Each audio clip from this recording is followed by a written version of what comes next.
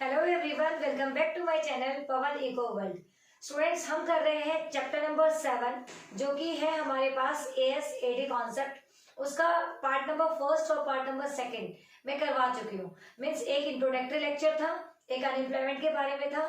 अगर आपने वो पार्ट नहीं देखा है तो सबसे पहले उस पार्ट को देखें, जिसे मैं डिस्क्रिप्शन बॉक्स में डाल दूंगी, और उसके बाद आप इस वाले पार्ट के ऊपर आए। तो आज से हमारा सही मायने में जो कॉन्सेप्ट है वो स्टार्ट हो रहा है AS/AD कॉन्सेप्ट। इसके जो मेन कॉन्सेप्ट है बस मैं वही करवाऊंगी, तो इससे आपको ज्यादा मेहनत करने की नीड नहीं होगी। सो स्टार्ट करते हैं। आज का जो कॉन्सेप्ट है बेटा वो है AD क्या होता है, मीन्स एग्रीगेट डिमांड क्या होता है। तो बेटा देखिए, एग्रीगेट डिमांड का मतलब है कि हमारे पूरे देश में, पूरी इकोनॉमी में, पूरी कंट्री में कहीं ने किसी ने भी किसी भी टाइप की अगर कोई भी डिमांड करी, एक्सपेंडिचर कराए, खर्चा किया है गुड्स और सर्विसेज के ऊपर एक साल के दौरान, हम उसे एग्रीगेट डिमांड बोलते हैं। तो हमारे पास जो इकोनॉमी होती है बेटा बेसिकली वो दो टाइप की होती है। एक होती है क्लोज इकोनॉमी, जो कि इंडिया की बाउंड्री के अंदर अंदर है, जिसके अंदर मतलब किसी भी टाइप का एक्सपोर्ट इंपोर्ट इंक्लूड नहीं होता है। जबकि दूसरी इकोनॉमी होती है फ्री इकोनॉमी, जिसके अंदर एक्सपोर्ट इंपोर्ट वाला जो पार्ट है वो आ जाता है। तो सबसे पहले एग्रीगेट डिमांड क्या होती है। एग्रीगेट डिमांड का मतलब होता है सभी की मांग। हमारी इस इकोनॉमी में बहुत सारे लोग रहते हैं। एक प्राइवेट इंडिविजुअल भी रहता है जिसे हम कंज्यूमर बोल सकते हैं, एक प्राइवेट प्रोड्यूसर भी रहता है जिसे हम प्रोड्यूसर बोल सकते हैं, जो कि इन्वेस्टमेंट करता है। उसके बाद में गवर्नमेंट भी होती है जो कि मतलब इन्वेस्टमेंट भी करती है और कंजप्शन भी करती है। और एक तरीके से इन जब तीनों को जोड़ दिया जाएगा हम इसे क्या बोलेंगे, एग्रीगेट डिमांड। और अगर हम बात करें एक्सपोर्ट इंपोर्ट की तो नेट एक्सपोर्ट्स को भी इसमें इंक्लूड किया जाता है, उसे बोलेंगे एग्रीगेट डिमांड। अब देखिए होता क्या है, aggregate demand is the sum total of expenditure. Aggregate demand है उन सभी चीजों का expenditure that the people plan to incur. People जो है वो प्लान करती है, यहाँ पे ये एक्चुअल नहीं होगी। आपको कंसीडर करना है किसको, प्लान को। Plan to incur on the purchase of goods and services in the economy corresponding the different level of income. किसी की इनकम 1 लाख है, किसी की इनकम 2 करोड़ है, किसी की इनकम 50,000 है, किसी की 10,000 है। सबके different different levels of income की। जिसके पास ज्यादा पैसा है वो ज्यादा उड़ाता है, जिसके पास कम पैसा है वो कम उड़ाता है। लाइक अपने बजट को देख के काम करता है। और चाहे कम पैसे वाला हो चाहे ज्यादा पैसे वाला हो, किसी भी टाइप का जो भी खर्चा गुड्स और सर्विसेज पे उसने एक साल के दौरान अपने डिफरेंट इनकम लेवल पे किया है, उनको हम क्या बोलेंगे, एग्रीगेट डिमांड। अब एग्रीगेट डिमांड जब हमने पढ़ लिया तो बेसिकली इसमें थोड़ा सा एक कॉन्सेप्ट और आ जाता है कि एग्रीगेट डिमांड का बिहेवियर कैसा है। जैसे कि फॉर एग्जांपल मेरा बिहेवियर कैसा है, आपका बिहेवियर कैसा है, सबके बिहेवियर अलग अलग टाइप के होते हैं। तो एग्रीगेट डिमांड का भी बिहेवियर है, वो बिहेवियर कैसा है वो हमें देखना है। एग्रीगेट डिमांड का बिहेवियर इनकम के साथ पॉजिटिव है। जैसे जैसे इनकम इंक्रीज होगी वैसे वैसे एग्रीगेट डिमांड भी क्या होगी, इंक्रीज होगी। तो there is a positive relation या direct relationship between aggregate demand and income.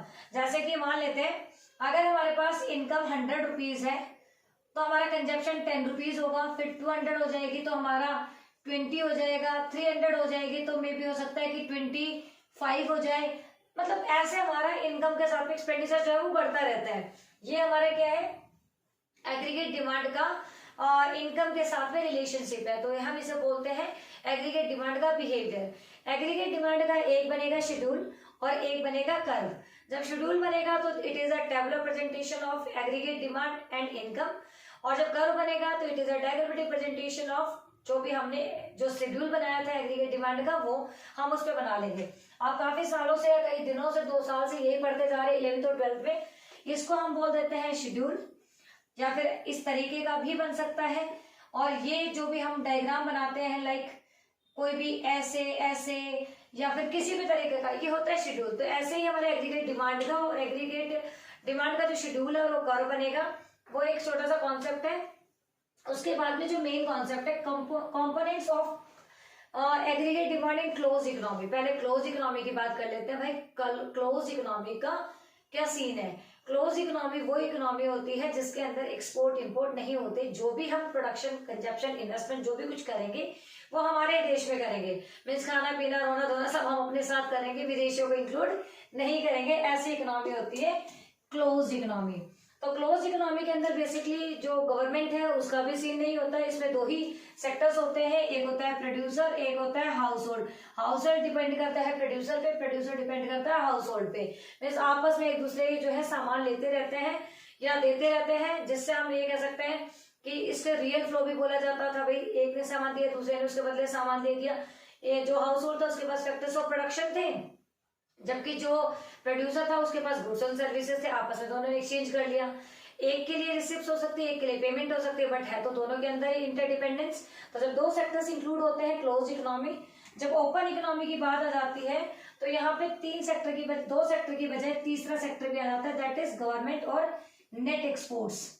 अब देखिए बेटा, सबसे पहले हम सी होता है कंजप्शन, आई होता है इन्वेस्टमेंट, जी होता है गवर्नमेंट। गवर्नमेंट का भी कंजप्शन प्लस इन्वेस्टमेंट दोनों इसमें इंक्लूड होते हैं। और नेट इंपोर्ट्स, ये हमारे पास क्या आ गया, एग्रीगेट डिमांड।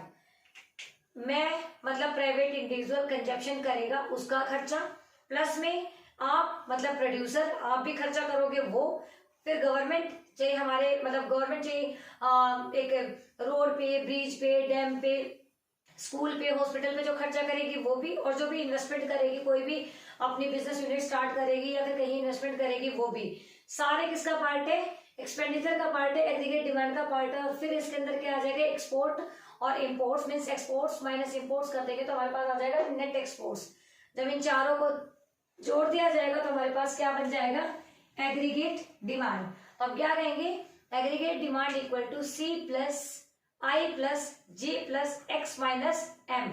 ये चार सेक्टर्स जो है जितना भी खर्चा करते हैं गुड्स और सर्विसेज के ऊपर, that is called aggregate demand. ये हमारा कॉन्सेप्ट था कि एग्रीगेट डिमांड क्या होता है, उसके कंपोनेंट्स कौन कौन से होते हैं। नेक्स्ट वीडियो में इससे आगे का पार्ट आएगा। तब तक के लिए टेक केयर, बाय बाय।